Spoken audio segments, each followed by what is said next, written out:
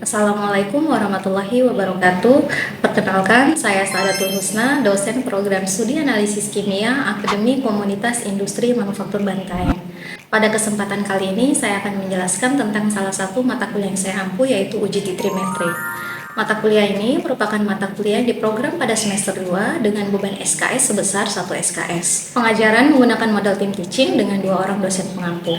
Adapun capaian pembelajaran program studi yang dibebankan pada mata kuliah ini ada 4, yaitu yang pertama, menginternalisasi nilai, norma, dan etika akademik. Yang kedua, mampu menunjukkan kinerja bermutu dan terukur dari hasil kerja yang seluruhnya merupakan hasil kerja sendiri tanpa pengawasan. Yang ketiga, mampu memecahkan masalah dengan sifat dan konteks yang lazim serta dilaksanakan dan bertanggung jawab secara mandiri atas hasilnya. Yang keempat, menguasai teknik pengujian sampel sesuai metode standar pada industri bidang mineral, agro, dan lingkungan. Capaian pembelajaran mata kuliah yang ditargetkan pada mata kuliah ini adalah yang pertama, menguasai konsep titrimetri konvensional yang meliputi titrasi asam basa, reduksi oksidasi, pengendapan, dan kompleksometri dengan merujuk pada standar baku. Yang kedua, menguasai teknik pengujian sampel secara titrimetri konvensional meliputi titrasi asam basa, reduksi oksidasi, pengendapan, dan kompleksometri dengan merujuk pada standar baku. Sedangkan kemampuan akhir tiap tahapan belajar atau sub CPNK terdiri atas 14 sub CPNK. Materi yang dibahas pada mata kuliah ini adalah analisis kimia, analisis volumetri, titrasi asam basa, titrasi reduksi oksidasi, titrasi pengendapan, titrasi kompleksometri, dan teknik analisis kuantitatif dengan metode titrimetri pada bidang pangan, agro, dan lingkungan berdasarkan SNI, ASTM, dan JIS. Sistem pembelajaran menggunakan sistem sinkron dan asinkron yang menitikberatkan pada partisipasi aktif mahasiswa.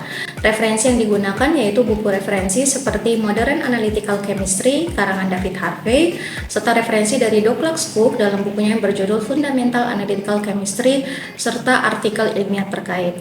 Mahasiswa juga kami bebaskan untuk menggunakan referensi lain yang relevan dan berbasis ilmiah. Adapun metode pembelajaran yang diterapkan pada mata kuliah ini adalah tatap muka, diskusi kelas, penugasan mandiri dan terstruktur, serta case-based learning. Pelaksanaan pembelajaran dilakukan selama 16 kali pertemuan, 7 kali pertemuan sebelum UTS, 1 kali UTS, 7 kali pertemuan setelah UTS, dan 1 kali UAS. Aspek yang dinilai pada mata kuliah ini adalah pengetahuan, sikap, dan keterampilan. Komponen dan penilaian akhir mata kuliah ini adalah tugas 15%, kuis 10%, UTS 35%, dan UAS 40%. Hasil penilaian akan diumumkan melalui WhatsApp Group dan laman Siakat AK Manufaktur Bantaeng. Berikut kami sajikan video pembelajaran untuk mata kuliah ini. Selamat menyaksikan. Bismillahirrahmanirrahim. Assalamualaikum warahmatullahi wabarakatuh. Waalaikumsalam warahmatullahi wabarakatuh. Apa kabar adik-adik pada pagi hari ini? Alhamdulillah baik. Sudah sarapan semuanya? Sudah. Sudah siap untuk mengikuti pembelajaran pada hari ini ya? Sebelumnya, di pertemuan sebelumnya kita sudah belajar tentang metode analisis kimia. Ada yang masih ingat dengan materi sebelumnya? Apa saja yang masuk ke dalam metode analisis? Metode instrumental dan Oke, metode instrumental dan metode konvensional. Yang mana yang masuk ke dalam metode instrumental?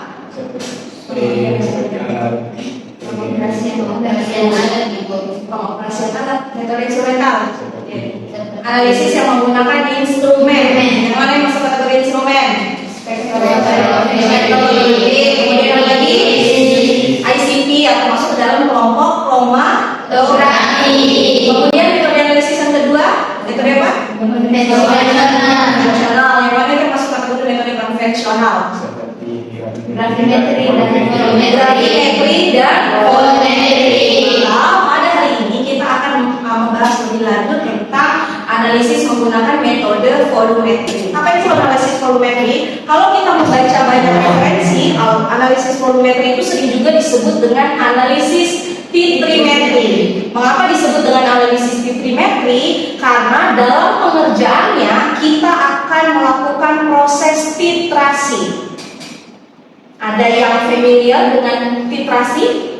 Pernah terbayang kalau titrasi biasanya khasnya kita pakai apa? Asam basa.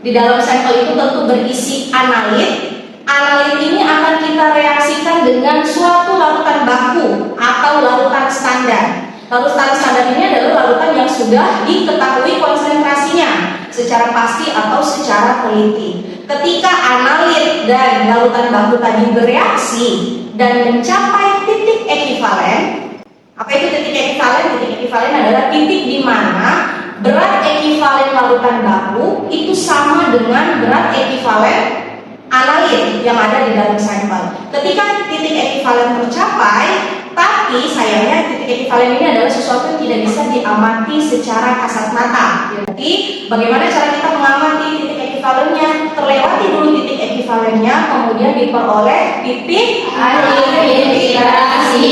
Nah, ketika titik akhir titrasi ini tercapai, maka kita bisa mendapatkan data seberapa banyak volume larutan baku yang kita gunakan selama proses titrasi. Nah, data volume larutan baku inilah yang akan kita gunakan untuk menentukan kadar analit yang ada di dalam suatu sampel. Nah, perlu kita ingat bahwa analisis volumetri itu karena melibatkan reaksi kimia, maka reaksinya harus berjalan secara stoikiometri. Ada kesetaraan kimia yang terjadi di dalamnya. Kemudian analisis volumetri sendiri ini sampai sekarang meskipun tergolong ke dalam analisis konvensional tadi ya, analisis volumetri ini masih banyak dipakai dalam berbagai riset atau analisis, entah itu di bidang analisis makanan minuman, kemudian analisis obat-obatan, atau bahkan di analisis parameter lingkungan. Metode ini masih banyak digunakan dan digunakan secara luas. Kenapa? Karena dia punya kelebihan. Apa saja kelebihan analisis volumetri? Yang pertama adalah derajat presisi dan akurasinya tinggi. Ada yang masih ingat presisi itu apa? Iya, keterulangan hasil pengukuran nilainya kemudian berdekatan. Kalau akurasi apa? Pendekatan nilai hasil pengukuran dengan nilai sebenarnya. Jadi ketika kita melakukan analisis dengan teknik volumetri, maka kita bisa memperoleh derajat presisi dan akurasi hasil analisis yang tinggi. Kemudian yang kedua adalah tahan atau robust. Maksudnya bagaimana? Jadi dia jika ada perubahan lingkungan yang kecil itu tidak mudah terpengaruh terhadap hasil analisisnya. Kemudian kelebihan ketiganya adalah murah karena tidak membutuhkan peralatan khusus seperti kalau kita menggunakan metode instrumental. Nah tadi kalau kita analisis dengan metode titrasi yang kita butuhkan apa sih? Alat gelas, brand. Kemudian kita butuh Erlenmeyer, pipet volume atau pipet skala, kemudian statik dan klep. Atau tambahannya kalau kita perlu menimbang, kita butuh gelas kimia atau wadah timbang lain. Dan itu adalah termasuk kategori alat-alat gelas yang sederhana, bukan instrumental dan advance. Kemudian yang keempat, analisisnya juga dapat diotomasi kalau kita sambungkan dengan potentiometer. Dan yang kelima adalah metodenya mutlak. Mutlak maksudnya apa? Kalau kita pakai metode analisis dengan instrumental, maka kita membutuhkan standar rujukan. Jadi kalau kita mau pakai spektrum menetapkan kadar vitamin C, kita butuh standar vitamin C-nya. Kalau pakai analisis volumetri, kita tidak perlu standarnya. Analitnya langsung kita reaksikan dengan larutan bakunya, maka dapat ditetapkan kadarnya atau ditentukan kadarnya. Gitu ya. Tetapi di tengah kelebihan tadi, tentu metode ini juga punya limitasi atau keterbatasan. Apa keterbatasannya? Yang pertama adalah tidak selektif. Maksudnya gimana tidak selektif? Misal kita punya sampel cuka. Di dalam cuka mengandung asam asetat. Jadi dengan ini kita mau menetapkan kadar asam asetat dalam suatu cuka.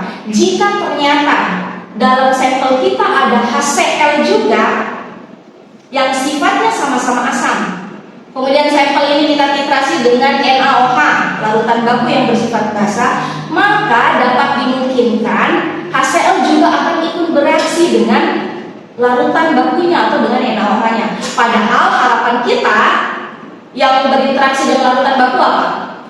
Asam asetatnya. Kemudian yang kedua, analisis volumetri itu termasuk untuk menganalisis kadar atau konsentrasi yang tinggi. Kalau kita bandingkan dengan spektrum, karena yang dianalisis adalah konsentrasi atau kadarnya tinggi, maka dia butuh sampel dan reaksi yang banyak. Tentu ini tidak efisien, tidak hemat. Karena sampel dan reaksinya banyak, berarti dalam proses analisisnya juga membutuhkan waktu yang lebih lama atau time consuming. Kemudian keterbatasan keempatnya adalah ini juga menjadi salah satu syarat supaya analisis itu ideal. Reaksi antara analit dan larutan baku itu harus cepat dan sempurna. Sekarang kita masuk ke dalam tahapan analisis volumetri. Coba kita perhatikan gambar di depan. Tahapannya itu dimulai dari kiri ke kanan. Sekarang kalian amati dulu, lihat dan dibayangkan. Kemudian coba nanti ceritakan atau gambarkan proses apa yang terjadi sesuai gambar di atas. Ada yang mau mencoba menjelaskan gambar di atas? Yang boleh kan? Pertama itu dari mengikat ikan ke dalam bulet, Memipet ikan ke dalam bulet atau larutan baku, ke dalam bulet. Setelah itu masukkan sampel atau analit yang ingin diketahui ke dalam NMR. Setelah itu masukkan reaksi atau indikator ke dalam NMR sebagai reaksi. Setelah itu bisa memulai proses titrasi. Setelah mencapai titik titrasi, segera berhenti dan lakukan perhitungan. Oke, sekarang kita bahas ya. Kalau tadi Hamka bilang di awal memasukkan larutan baku. Ya, sebenarnya yang pertama kali yang kita lakukan adalah menyiapkan sampelnya dulu. Analisnya dulu ya, kita siapkan dulu sampelnya. Sampelnya kalau sifatnya cairan, maka kita pipet. Pipetnya tergantung, kita bisa pilih pipet gondok atau pipet volume, atau kita juga bisa pakai pipet skala atau pipet mor. Atau kalau misalnya hanya yang dibutuhkan volumenya kecil dan hanya satu kali, bisa juga kita menggunakan mikropipet. Kemudian kalau sampelnya bersifat padatkan, maka kita menimbang terlebih dahulu.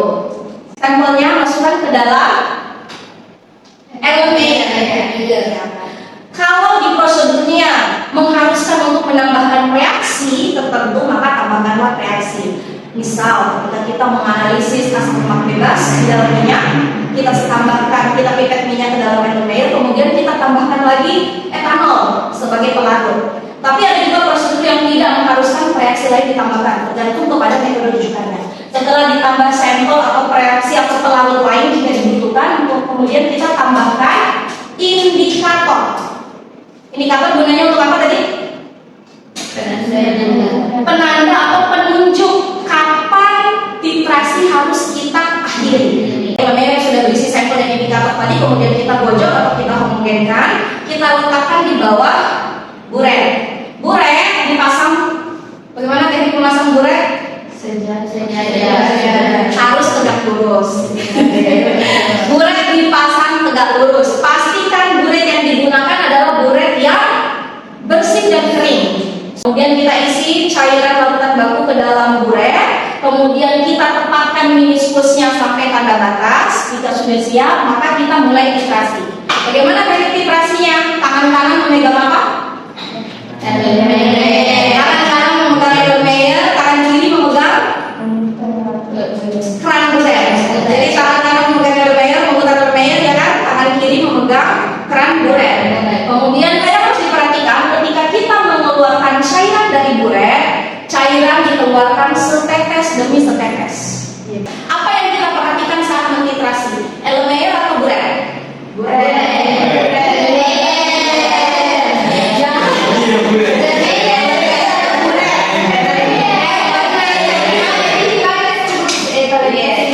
Kenapa harus yang diamati elemen? Karena yang mau kita lihat perubahannya adalah ada di dalam elemen.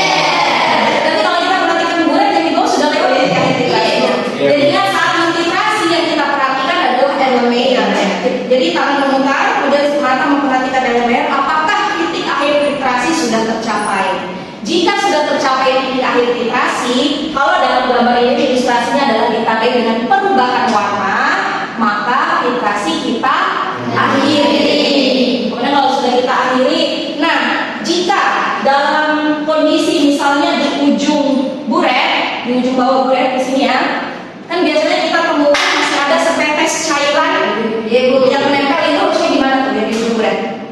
Mau kita apakan? Kita biarkan saja atau seperti apa?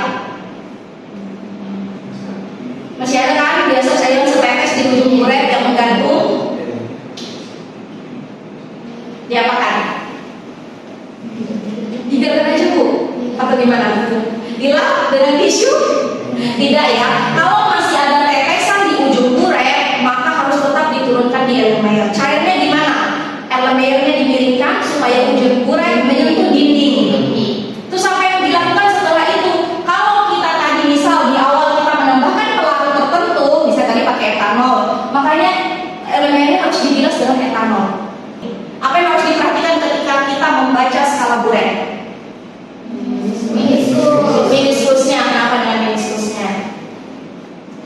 Kenapa? Kenapa? Kalau tidak berwarna, berarti kan meniskus bawah. Oke. Berwarna meniskus atas. Oke, apa yang harus diperhatikan lagi saat pembacaan Buret? Tadi ada yang menyinggung sejajar. Betul, mata harus sejajar dengan meniskus. Tidak boleh mendongak atau tidak boleh menunduk. Jika ternyata kalau sudah sejajar dan kita masih kesulitan membaca skalanya atau mengamati meniskusnya, kita bisa gunakan kertas bantu. Karena kalian menggunakan kertas bantu, mungkin kalian pernah pakai kertas hari, yang diletakkan di mana? Di belakang Buret. Kalau kita baca referensi lain, ada juga yang pakai kertas karton putih hitam ya, di atasnya putih, terus di bawahnya ada hitam. Jadi area yang hitam ini diletakkan tepat di lebih kurang 1 mm di sekitar meniskus supaya gelap ya, kontras. Kemudian area putihnya itu berkontras dengan meniskusnya sehingga semakin mempertegas pembacaan Buret. Kalau sudah didapat datanya, kita catat, kemudian kita gunakan untuk perhitungan penetapan kadar analit dalam sampel. Nah, tadi kan di depan saya sudah bahas tuh. Ketika titrasi sebenarnya kondisi ideal yang kita butuhkan itu adalah saat titik ekivalen tercapai. Apa itu tadi titik ekivalen?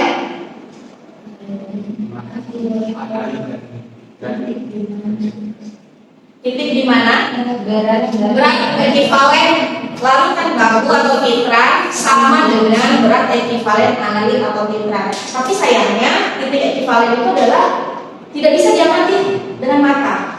Maka yang bisa kita amati adalah titik akhir titrasi. Berarti antara titik ekivalen dan titik akhir titrasi ada selisih. Ya kan?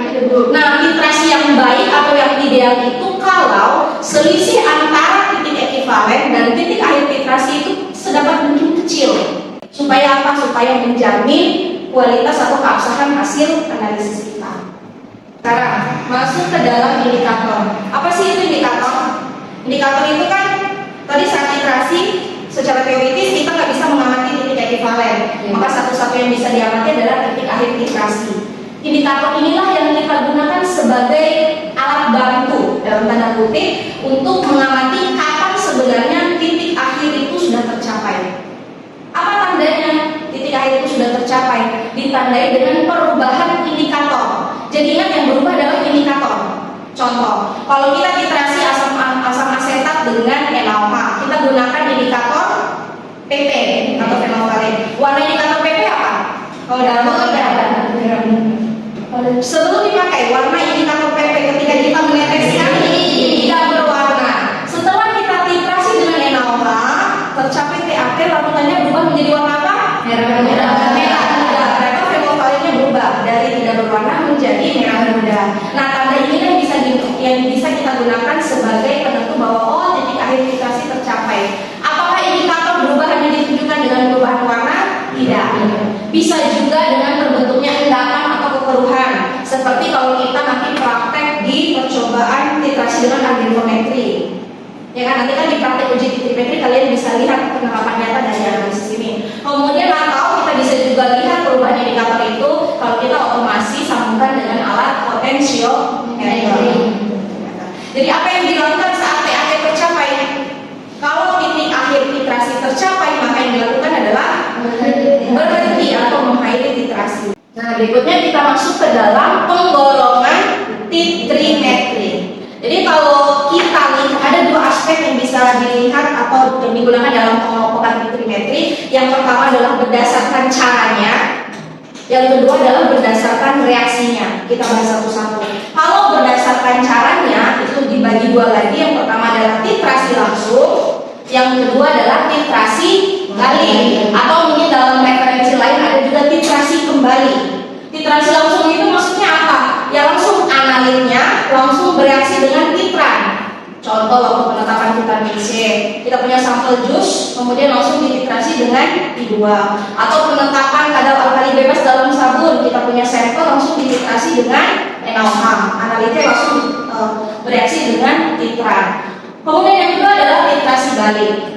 Analitnya tidak bereaksi langsung dengan titran yang ada di buret, tetapi dia direaksikan terlebih dahulu dengan reaksi atau reagen lain yang ditambahkan secara berlebih ke dalam enomer.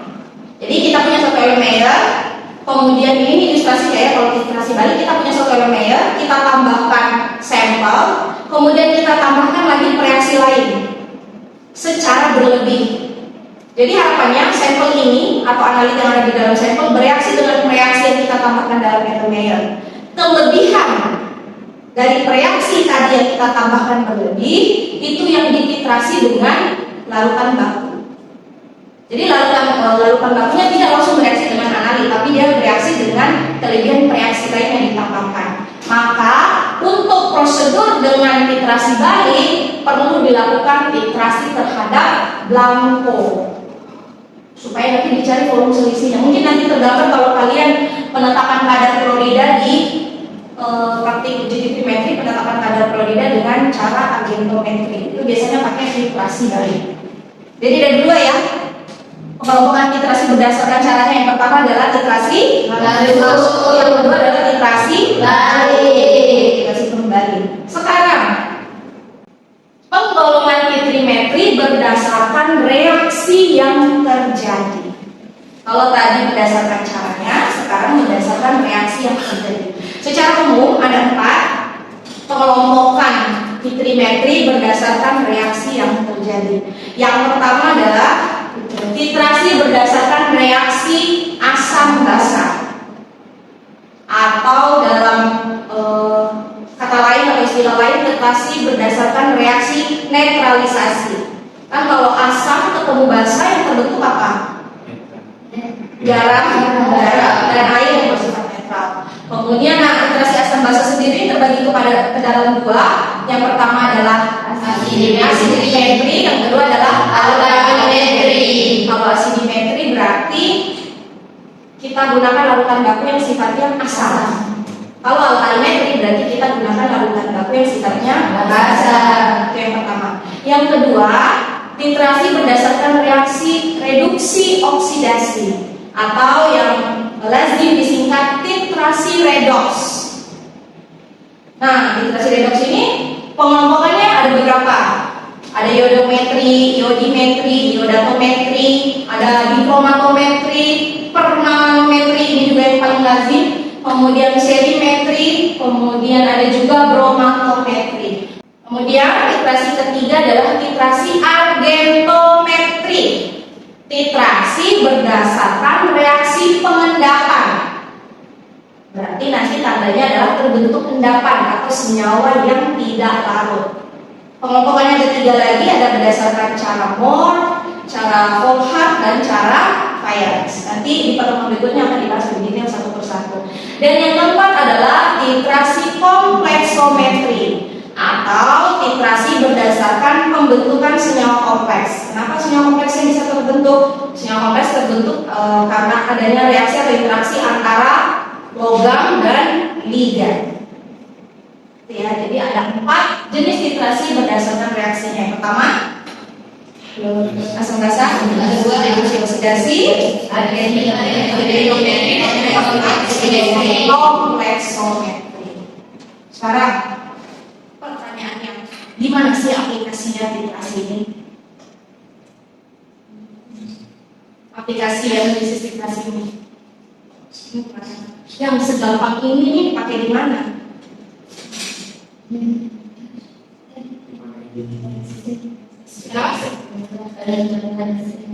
Oke, ada vitamin C berarti dalam industri makanan minuman. Terus apa lagi? Di industri farmasi, kalau kita mau menetapkan senyawa aktif dalam suatu obat, misalnya kita punya tablet paracetamol, kita mau analisis seberapa banyak kandungan paracetamol dalam satu tablet, itu bisa juga. Atau kita punya sirup obat tertentu, kita mau analisis senyawa aktifnya, kandungan senyawa aktifnya bisa juga dengan metode volumetri. Apalagi? Saya punya bayangan? Yang di depan? Apa? Oh iya, betul juga dari contoh yang sudah disebutkan. Penetapan kadar asam asetat dalam cuka masuk ke dalam industri makanan minuman. Selain itu, analisis volumetri ini juga banyak digunakan dalam pengujian untuk parameter lingkungan. Mungkin dulu ketika kalian praktek TPS, pernah pengujian dari nama COD dalam sampel air permukaan yang diambil ya, itu kan pakai metode titrasi juga. Jadi dalam parameter lingkungan juga bisa. Kemudian misalnya angka zat organik dalam AMDK itu bisa juga. Jadi teknik ini memang sangat banyak digunakan, luas sekali, bisa diaplikasikan dalam industri apapun. Atau mau menetapkan kadar logam, golongan halogenida bisa juga dengan analisis volumetri. Gitu ya. Jadi ini analisis yang sederhana, murah, tetapi cukup powerful digunakan. Dan sampai sekarang masih digunakan menjadi metode-metode yang rutin dan baku di industri-industri. Oke, itu tadi materi kita tentang analisis volumetrik hari ini. Berikut adalah link tugas yang harus adik-adik kerjakan sampai dengan batas waktu yang sudah ditentukan. Sebelum kita tutup, Ibu mau mendengarkan dulu insight atau apa yang kalian dapat dari pembelajaran hari ini. Ada yang mau menyampaikan? Siapa yang di depan? Oke, boleh. Silakan. Penggolongan volumetri berdasarkan reaksi itu ada 4. Oke. Yaitu literasi asam basa, literasi reduksi oksidasi, literasi halogeniometri, dan literasi kompleksometri. Oke. Ada lagi? Saya Bu. Oke, boleh. Untuk yang saya dapatkan dari pembelajaran hari ini, yang pertama literasi langsung peran terhadap analit yang akan ditetapkan. Yang kedua, literasi balik, analit direaksikan dengan suatu reaksi tertentu. Oke, literasi kalau digolongkan berdasarkan caranya ada 2, literasi langsung dan literasi balik. Terima kasih untuk pembelajaran hari ini. Minggu depan kita akan lanjut untuk membahas tentang literasi asam basa secara lebih detail. Ibu tutup pertemuan hari ini. Terima kasih atas partisipasinya. Assalamualaikum warahmatullahi wabarakatuh.